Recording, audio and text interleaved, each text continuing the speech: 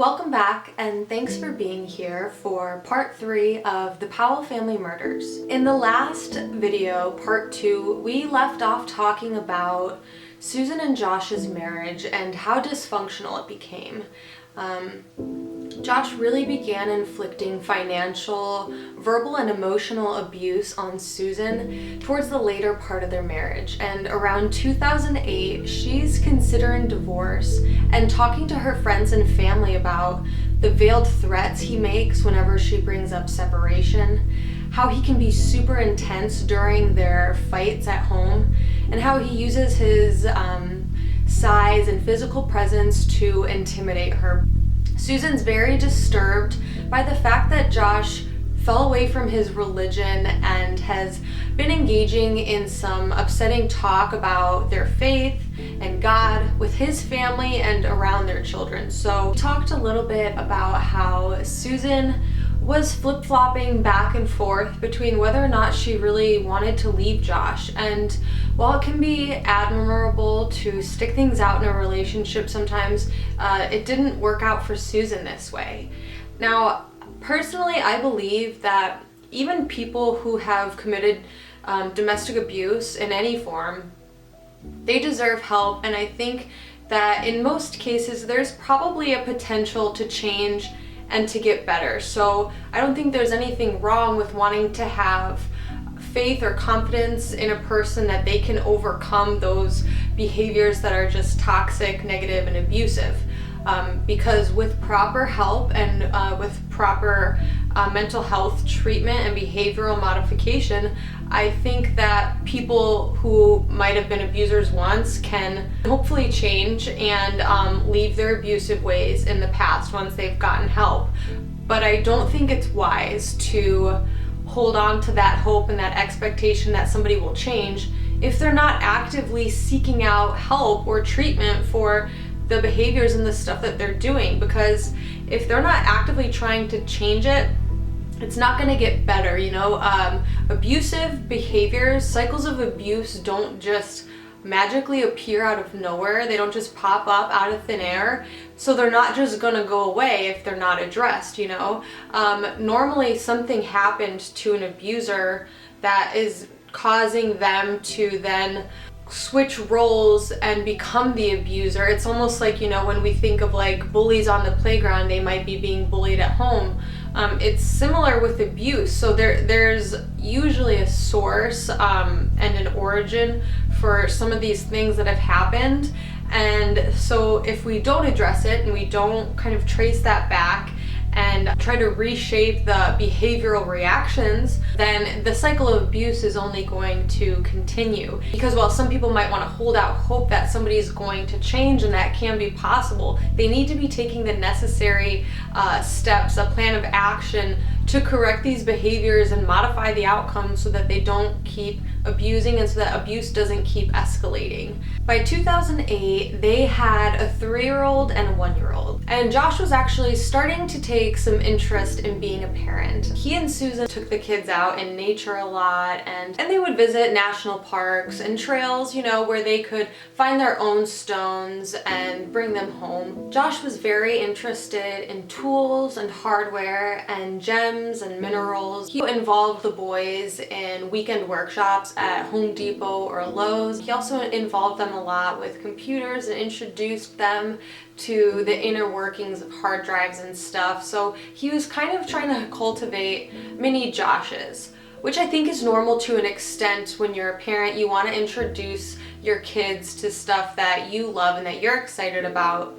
But I think that subconsciously this was probably just another way for Josh to control people, especially his boys. He really started taking an interest in them when he realized that they were these like moldable creatures who were very impressionable and that he could kind of lead in a certain direction. So he definitely tried to do that, and Susan was really the parent that was engaging with them, tried to teach them right from wrong, and really wanted to raise them to be good, independent people. Whereas Josh, he, just like Steve, didn't really try to discipline them. He let them fend for themselves a lot of the time, unless he was trying to get them engaged in something that he was interested in. So if he took them to one of the Home Depot workshops over the weekend, he would engage with them there, but he was still very controlling with them. During this time in around 2008, Susan is really contemplating going back and forth about the idea of divorce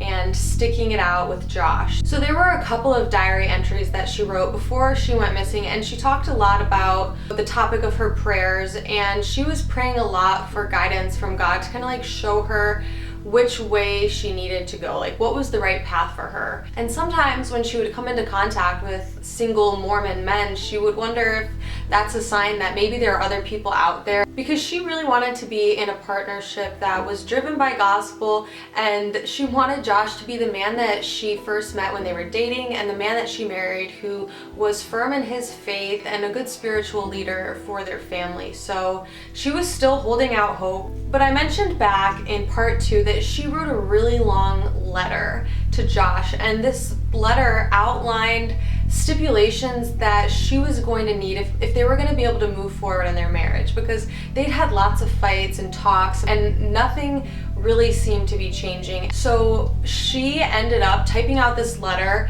and basically giving it to Josh in order to get him on the same page with where she is in her mindset so that they could have a conversation. And Susan told some of her friends later that this conversation was basically the fight of all fights for them. It turned into a screaming match that lasted hours. In this argument, they fought about religion and money and Josh's family. But Susan also said it was kind of good because by the end of it, Josh had agreed to start making some changes and that they would seek counseling and that he would try to go to church once a month if she skipped church once a month. So Susan finally felt like she was getting some compromise in her marriage. And she wrote that this definitely lifted her spirits and made her feel hopeful. But I think that this fight that they had is really important to the entire case, even though it happened like a few months before her disappearance, because if we look at everything that Josh did from this point on, from his perspective, that conversation was a turning point for him, I believe. I think after so many fights and this one just escalating the way that it did, he realized, he wasn't gonna keep getting his way. His whole life he fought for control and to have everything be happening on his terms. And if it's not happening on his terms, he lashes out. And he's starting to realize that he's losing control. And unless he starts to compromise and give up a little bit of that control, he's gonna lose Susan. She's gonna file for divorce, a custody battle could ensue, and he's just gonna keep losing control from that point on. So I feel like Josh went into damage control mode where he started to think, okay, how can I pick up the pieces and keep everything on my terms? And he definitely didn't want to submit to Susan's terms in the marriage. He didn't want to give up any of that control. He definitely didn't want to go through a divorce because that would, make him even more vulnerable. And so I think he probably saw his way out was getting rid of his wife. He saw Susan as the problem and not himself. Josh just wants to live in Josh's world and have his whole life just be on his terms without Susan's demands for religion and whatever hanging over him. And he saw his kids, as now these little moldable creatures that he can turn into little Joshes, and the only person standing in his way of that is Susan. So I think after this fight, Josh turned off, dissociated a bit, or went into like mask mode where he put on this show for Susan and everyone around them to be like, oh look, no, I'm a good husband, I can change, I can do all of these things that she's asking, to sort of throw people off the scent that he's premeditating, planning her murder. Josh may have fooled the people around him, but we know now that during the time leading up to Susan's disappearance, he was focusing on planning the perfect murder.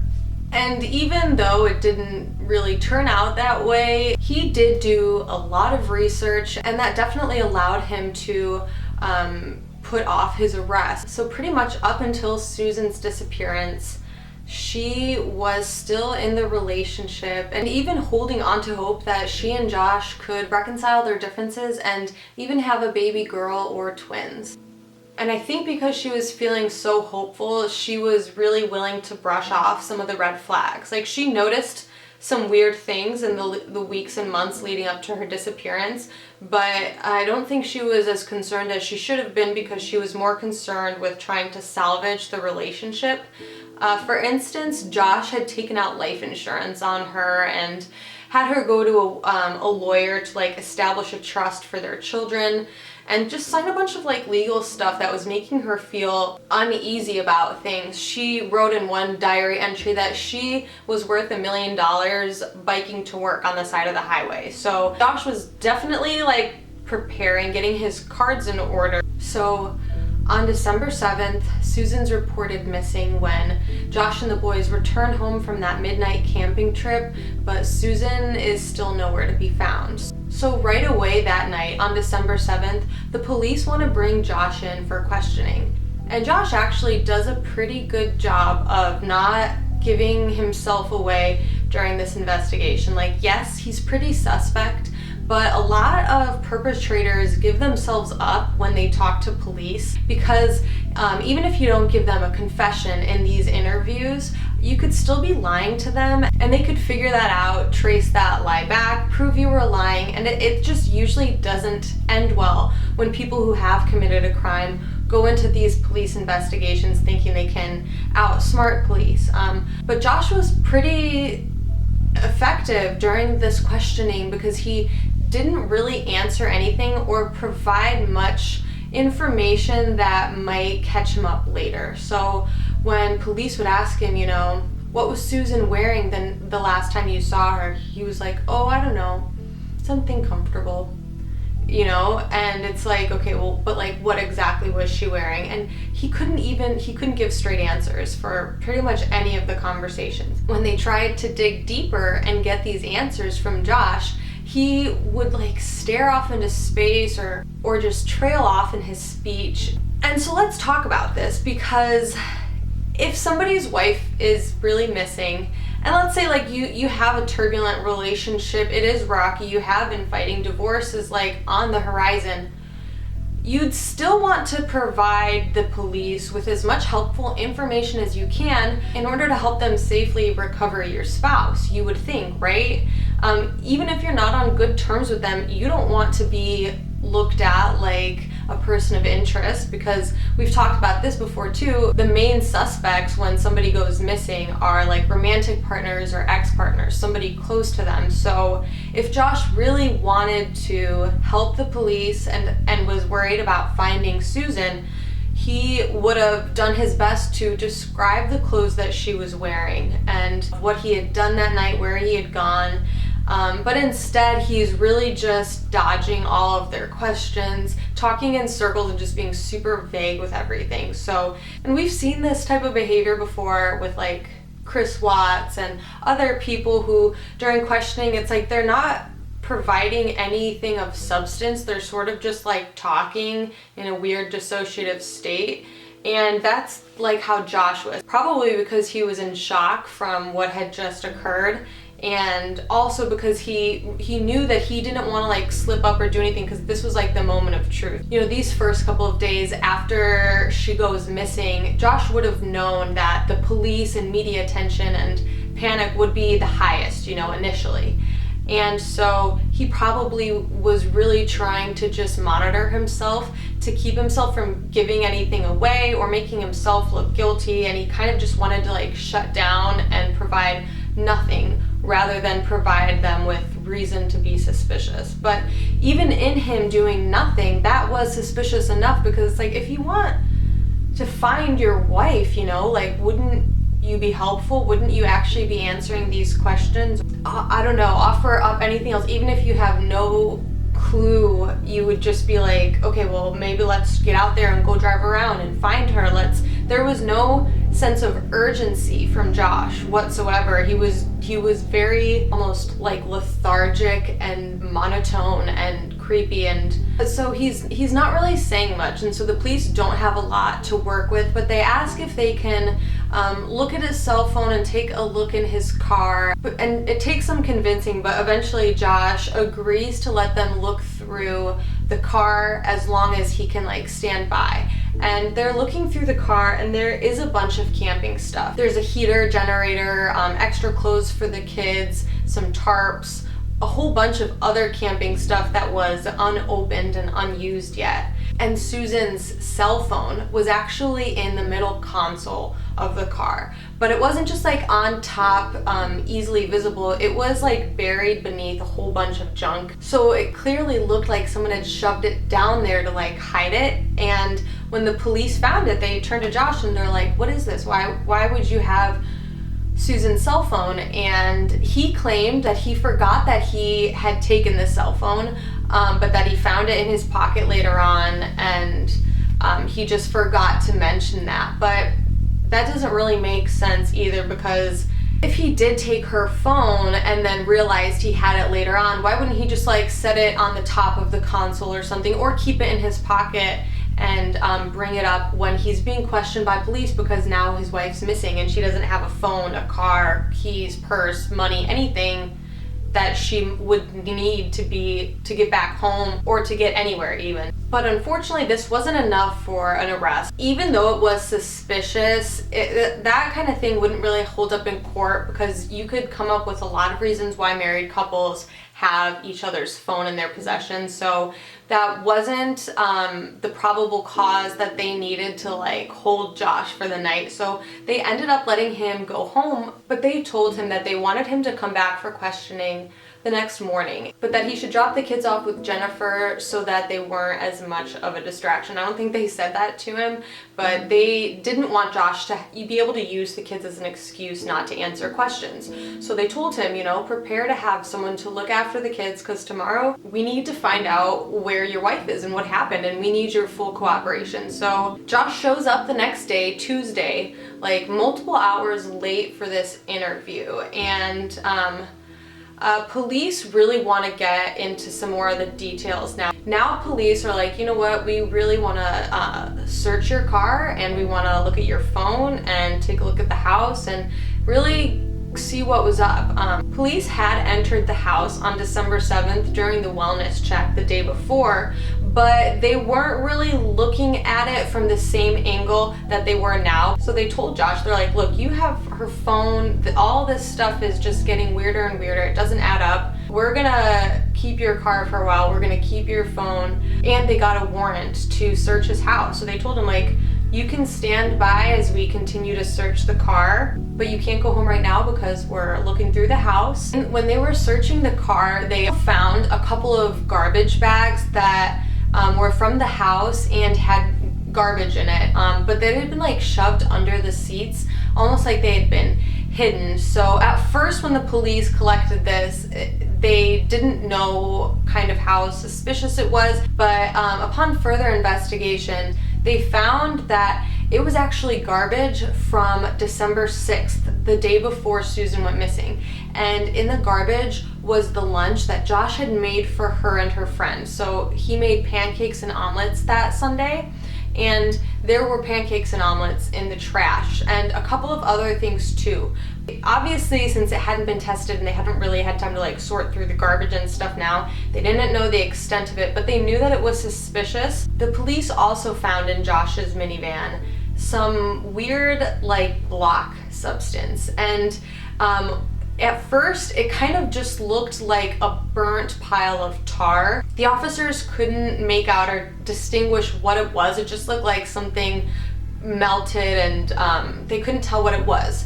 And this got sent off to testing, but you know, that testing doesn't come back for a while. That takes time. And the tests showed that this weird block substance was mostly steel that had been melted down onto some drywall, but like a couple of sheets of drywall. So somebody had intentionally burned something that was very hard to burn.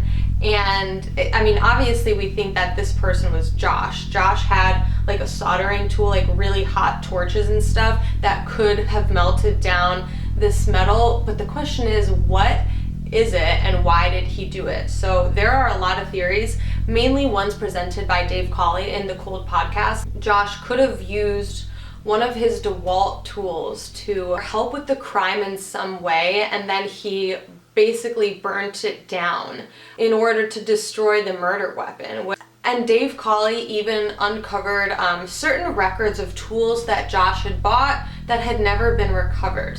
But we'll never know because the tests came back inconclusive, and even though they could tell that it was steel and drywall and stuff, those tests couldn't actually tell us what the substance was before it was burnt down. So we'll never really know, but I think the theory that it might have been a tool that was also used in the crime is a really good theory. But right now the police are just contacting his cellular service provider to try to get his phone records. Police are still gathering information, and it takes time to get cell phone records and to test metal and send stuff off to labs, so none of this was instantaneous. So it can seem a little confusing, like why didn't they arrest him? But they didn't know all of this right away. It took some time for all of this information to get gathered and then studied. Police would find out from his phone records that Josh turned his phone off on the night of December 6th. And this also just goes to show how much planning he did. He knew that police would be able to track his phone, so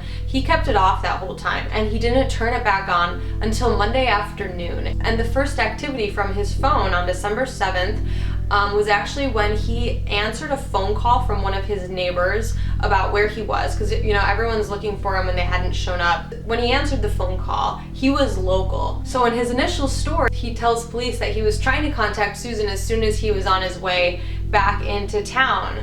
But that's a lie, because he actually was already in town and was local. And then when he was like, oh crap, my phone's back on and now they know I'm back in town, he tried to retrace his steps. He drove all the way back out south towards the Pony Express Trail. He backtracked his steps and then started making calls to Susan to make it look like he was trying to call her while he was on his way back.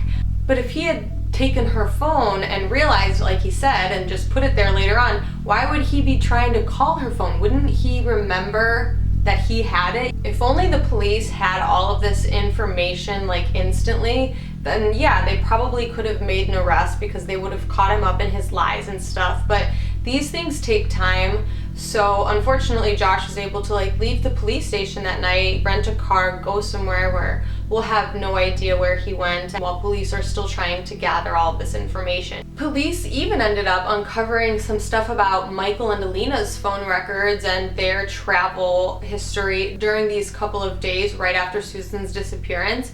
But again, none of that came up until a year or two into the investigation. So the police are at the Powell residence serving a search warrant, and they seized some stuff from the property. Some of the stuff from the camping trip, some sleds and whatnot.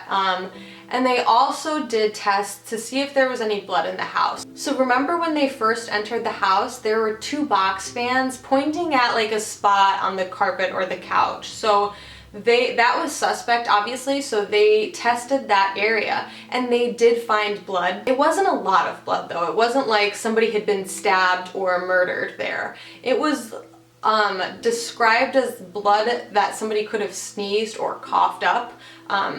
It was tiny little pinheads, a spray of blood. So not very much, but still suspect. So they took some samples of this blood, they sent it out for testing, and it would later come back and test positive for Susan's blood. It's interesting that this tiny amount of blood was found on the couch, because this is the last place anybody really saw Susan. Susan ate her lunch on Sunday on the couch with her friend. There's a lot of speculation about this lunch. I mean, it was suspicious, obviously, that we already saw some of that garbage from the lunch in Josh's car. He was trying to dispose of it elsewhere where the police wouldn't be able to find it. But there's also some pretty solid theories out there that Josh could have possibly drugged her lunch that day to incapacitate her, to maybe knock her out, subdue her in some way where he would have the advantage over her physically and not have to worry with her putting up a fight. And I think that's a really solid theory, because even in the months leading up to Susan's disappearance, she was an active writer in her journal, and she talked about how she thought that maybe she was pregnant. Her store-bought pregnancy tests came back negative, and when she went to the doctor, they also told her that she wasn't pregnant. But there was definitely something going on with Susan's body in the weeks leading up to the disappearance, because she talked about how she would be nauseous for days at a time and completely lethargic, lacking energy, and just feeling like not herself. And sometimes these are symptoms of pregnancy, but there's also theories out there that suggest that these symptoms might have been because Josh was poisoning her, or slowly like micro poisoning her. I don't know what Josh would have poisoned Susan with, but I think it's definitely possible that he might have tried to poison her, and then maybe realized he needed to figure out a different method when she started to go get blood work and really investigate what was going on with her body. The police believe, and I tend to believe too, that on Sunday night before he went on his camping trip, he probably did something to incapacitate Susan and knock her out so that he could get her out of the house and bring her somewhere else. We don't really know Josh's exact plan of how he wanted to get rid of Susan. We just know that he wanted to. When the police were looking through Josh and Susan's bedroom, they found the note that sparked their fight of all fights. And this gave police a bit more insight into the marriage. This letter just shed a whole bunch of light on the dynamic and the dysfunction of their relationship. Josh had brushed it off and made it seem like they had a normal marriage where sometimes they fought, but mostly things were okay. So the police being in Josh's house and looking through the car and everything really spooked Josh, and he didn't feel comfortable staying in Utah, I guess. So he ended up renting out his house, packing up all of his things, including his 2 boys, and moving to Washington to go live with his family again. So he ends up going to live with Steve and Alina and Michael, and he brings Charlie and Braden with him. And this was a huge blow for everybody back in Utah, including the detectives who were working on the case, because now, I mean, it was already hard enough to question Josh and get anything out of him, but it was even harder now that he was gone. And at this time, they're still waiting on all of those test results and fully analyzing his phone records and stuff, so they didn't have enough to just stop him from leaving. And they planned on continuing the investigation, and obviously they notified the police in Washington where he was going to be staying, and filled them in on everything that was happening. So I think that this was an interesting choice for Josh. I think that he really felt the walls closing in and felt nervous, so he wanted to put distance between himself and the police out there in Utah. When Josh left Utah, he left behind the act or the approach that he had taken with the police, where he was this sort of clueless husband who was expecting Susan back at any minute. I think he realized after being questioned by the police a couple of times that he might have prepared for planning the perfect murder, but he didn't really have a good excuse as to why Susan would just disappear. You know, if he claims their marriage was fine, except for like a few bumps in the road and some minor fights, what reason would she have to just pick up and leave and disappear without any of her credit cards, social security? And why would she leave her boys? So it didn't make sense, and I think Josh started to realize, like, okay, nobody is buying this. I need to come up with a different approach. So as soon as he went to go live in Washington with his family, I don't know, I have envisioned like a Powell family meeting where he was kind of like, this is the sitch. I don't know for sure, and I don't think he actually told anybody any details about what he did to Susan, but I think he probably caught them all up to speed and was like, this is what we're dealing with. Susan's missing, she's not coming back, and the police are questioning me. So the Powells together kind of like banded in this approach, this story that Susan was promiscuous and she up and left the family and abandoned them to run off with somebody else. That was the new approach that they were taking from this point on. And I still don't think that any of her friends and family would have bought this or did buy that this was the case, but I think the Powells kind of realized, and Josh realized with the help of his family, that saying that Susan left them for another man would hold up better in court than being like, oh yeah, no, we had the perfect marriage and we were happy and then one day she just disappeared. Since Josh is back living in Steve's house with his brother Michael and sister Alina, he now has a little bit more support. They were definitely an asset to him during the investigation. They all put their twisted heads together to come up with a way to get Josh out of this mess. And at one point, the family went to Josh and Susan's storage unit to, one, move some stuff up there to Washington, but to also kind of see what they had to work with. And Steve ended up finding a box of Susan's childhood journals and pictures from her life up until when she'd met Josh, and this was a gold mine for him, and for the police too, because these journals were sort of a key into the Powell house, and we'll unpack all of that as we keep going through and talking about this investigation.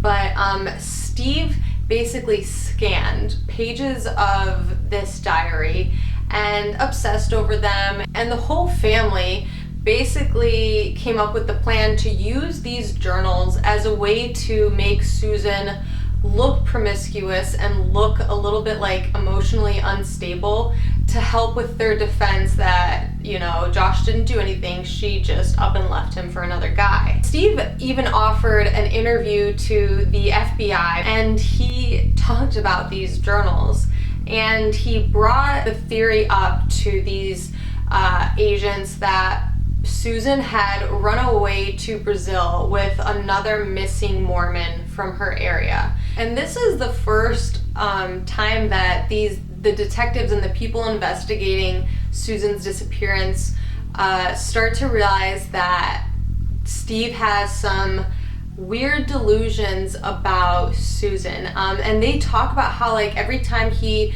would talk about the journals or his theories about Susan, he would like look off into space and like go into this like weird dissociative state where it was almost like he's like just living in fantasy. They said he lost touch with reality, and these journals just continued to feed Steve's obsession with Susan even after she was gone, and he was still keeping weird video diaries and obsessively writing about her. And he was so delusional, he thought that if Susan knew that he was reading her childhood journals, that she would be happy and like impressed that he cared so much about her, when it's such an invasion of privacy. And I think it's just one more blow to Susan even after she was gone, that Steve got to have access to this. So Josh and his family decided that they were going to use these journals as a way to win over the public and sort of exonerate themselves in the public's eye. They wanted to publish these journals and broadcast them across the internet. Josh had bought a URL that was susanpowell.org. On the Susan Powell website, they would post things about how Josh was a really good parent and how Susan might just be in hiding, trying to escape all of the attention that she's getting from the media, trying to escape the Mormon church and her parents, and just throwing out all of these crazy ideas that were really just meant to clear Josh's name. And he made this website not as a way to support Susan, but as a way to basically help with his defense in the court of public opinion and in whatever case might occur like later in the future, which is super disgusting because, you know, meanwhile back in Utah, the people that do care about Susan, the people in her congregation and her family and friends all run a Facebook group to help find Susan and spread awareness about the case, and they're doing vigils and ceremonies and searches, and really trying to spread the word about finding Susan to help Susan, whereas Josh really just used this website as a distraction, as a way to make himself look better, and it had no benefit to Susan at all. And in fact, it was hurting her. It was a huge injustice to Susan because even after she's gone, they're still trying to like silence her voice and use her childhood journals to depict her as something else other than what she was as an adult. Because obviously the stuff that Susan's writing about when she's a kid and going through puberty and hormones in high school and her first loves and stuff, that's gonna seem a lot more tumultuous and extreme than the stuff that she was going through in her adult life. And the journals from Susan's adult life talked more about the trouble in her marriage and her faith and dedication to that. So it's really unfair that the Powells were trying to use her childhood thoughts and, you know, letters that she'd kept between her and her friends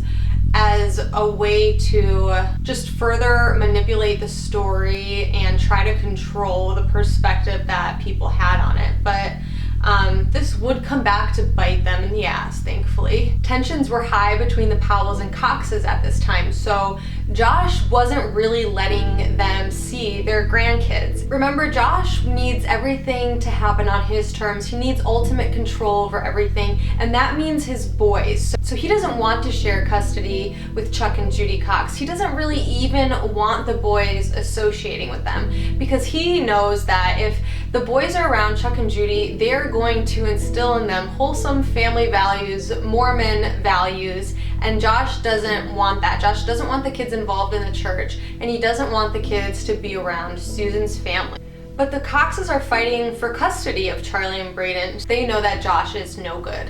The entire Powell family is no good, you know, because Susan had told them about Steve and instances. They had really encouraged her to take the boys and leave him up until when she disappeared. So they knew that this whole entire situation came back to Josh, and they didn't want the boys to be with him. Josh decides to like get some legal leverage, and he files for a restraining order against Chuck and Judy Cox, basically saying that Susan was abused by her parents and the church. Josh was able to get this temporary restraining order because he accused Chuck and Judy of harassing them. And since Josh and his family are trying to use this defense that Susan was abused by her parents and the church, he's also using that defense as to like why he doesn't want to let the kids around the Cox families. And things were just really ugly between the two families, and partially because of this, the Cox family is willing to help out the police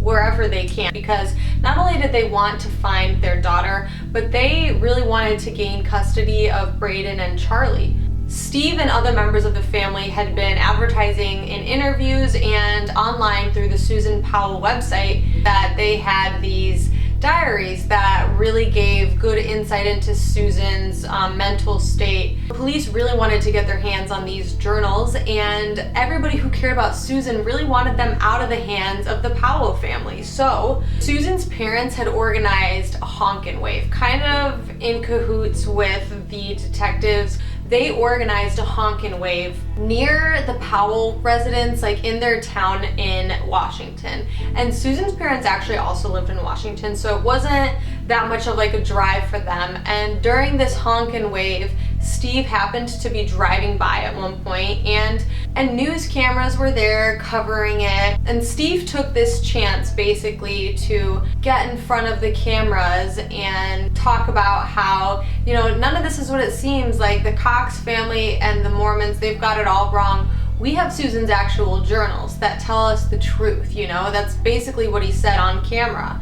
He described the journals as important evidence in the case. So this was basically what the police needed to get a search warrant for Steve Powell's house, because they really wanted to grab those journals. And now they had video testimony of Steve saying that these journals that he's harboring and keeping from everybody are actually important evidence in a missing persons case. So Steve kind of slipped himself up there by saying that, but thankfully he gave the police exactly what they needed to get the search warrant for his house. We've talked a little bit about what the search warrant dug up, but there was a lot of really disturbing stuff in the Powell family house. They got the warrant for Steve's house because that's where Josh and the boys were living. And when they got to the house and they started looking around, they found that safe in Steve's bedroom that held all the evidence of him stalking Susan over the years, all of the stuff that he had raided from her laundry and her garbage can. There were so many videotapes that were like labeled of like Susan brushing her teeth and getting ready and washing her face. But they ended up finding some other videos that Steve had taken of other people, you know, not just Susan. He was pretty voyeuristic in general. The reason why he ended up being convicted for voyeurism was because some of the videos that they found in this safe when they were executing this search warrant were videos that Steve had taken through the blinds of his neighbor's bathroom window. And he was filming the underage girls that lived in that house. When they were looking through Josh's like computer and home office area, there were sticky notes about ideas that he had for theories to put on the Susan Powell website. There were annotations from her journals, all of the scanned copies, just like a complete obsessive mess of their research that they did into Susan. And police found over 400 images of pornography that Josh had downloaded onto his computer, and some of it was incestual and some of it involved children, and a lot of it was computer generated. So because of the main images that were in question were cartoon images or computer generated images, they technically weren't actual pornographic photographs. So this was a bit of a loophole, and they couldn't arrest Josh because of this, because like they technically weren't actual real photographs. They were animations, which is still terrible and gross. So while they couldn't arrest him, he did lose custody of his children for this. And also because he had had them living in the house with Steve, who clearly had some weird attraction to children and so many issues. So it's obvious that Steve was a sexual offender at the very least, in the way that he interacted with Susan and everything that he was doing with his own children while they were growing up. And it really makes me think, you know, like, did he abuse Josh sexually as a kid? Did he abuse his other children sexually as a kid? Because he's already crossing lines with them, with showing them porn and writing about how he's attracted to his own children. So part of me thinks, like, what would have stopped him from crossing the line and actually doing something? And that would actually explain a lot about Josh, because if he was sexually abused as a kid, that might explain some of the issues that he had with intimacy in his adult life. We know that he had physical intimacy issues with Susan and Catherine, and those are really the only two serious adult relationships he ever had. And when they would talk about it with him and be like, why are we having an intimacy issue, he would express that he was afraid of getting sick from like kissing them, and that he didn't feel good after, like he felt like he had the flu. And part of me wonders if this is like a PTSD visceral reaction in him from being abused as a kid. And like, obviously I don't know that. That's just me wondering aloud. We don't have any proof that this happened, but I wonder if it did. And you know, cycles of abuse continue, and if that was something that happened to Josh and it really messed him up, you know, it might give us a little bit of insight into his actions when he's sleeping with his own kids naked in bed and downloading incest porn. Yeah. So the state took custody of the boys and they gave them over to Chuck and Judy. And I think this was another big turning point for Josh in the investigation, because again, he's faced with the fact that he's losing control and that things now are not going to be completely on his terms. He's going to have to submit to more questioning, now a custody battle. Now he doesn't have control over who gets to talk to the boys. He doesn't get to monitor everything that they say, because up until this point, that's exactly what he had been doing. So Charlie and Brayden had gotten older. Charlie even started school in the time that they were living in Washington during the investigation into Susan's disappearance. And Josh had done his best to control every interaction that the boys had.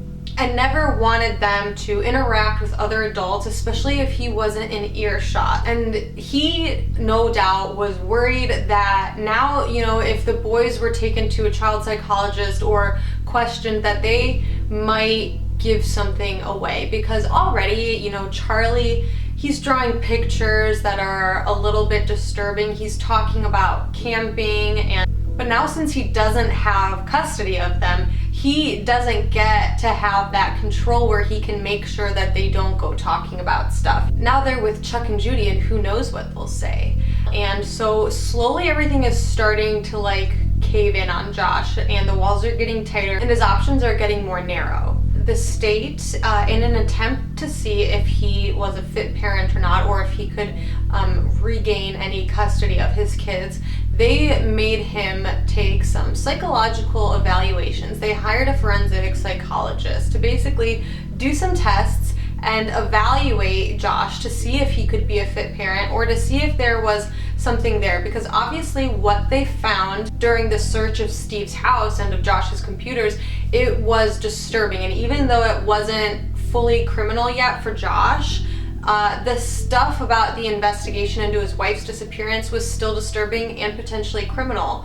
So they needed to do a little bit of investigating before they would even consider giving Josh custody of his boys. The forensic psychologist that conducted it was interviewed by Dave Cawley on the Cold podcast, and he talks about how during this evaluation, Josh displayed some really disturbing views.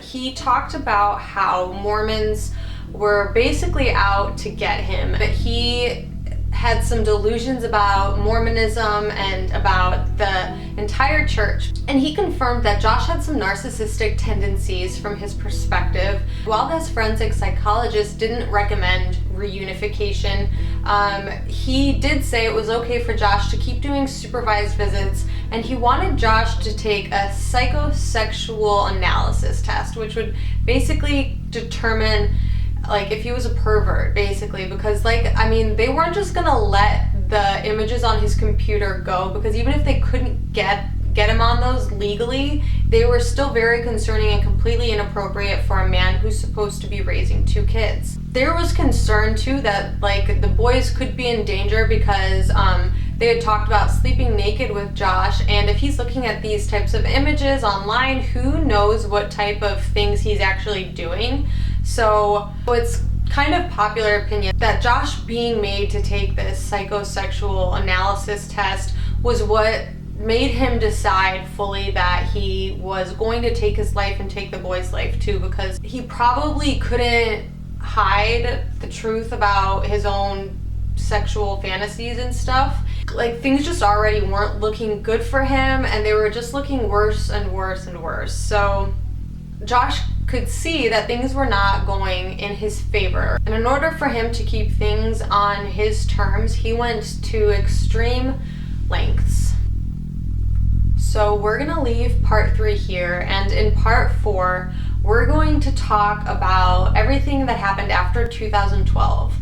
There's some interesting stuff about Michael and his involvement, and also in part 4, we're gonna really wrap everything up and talk about our conclusions and overall takeaways on this case, because we've covered a lot of information so far. Part 4 will be the conclusion to this series on the Powell family murders, and that should be out in about a week or so. If you enjoyed this video, please like it or leave a comment so that we can continue the conversation, and feel free to subscribe to my channel. So I'll see you guys again in part 4. Until then, stay healthy and stay safe, take care of each other, and bye for now.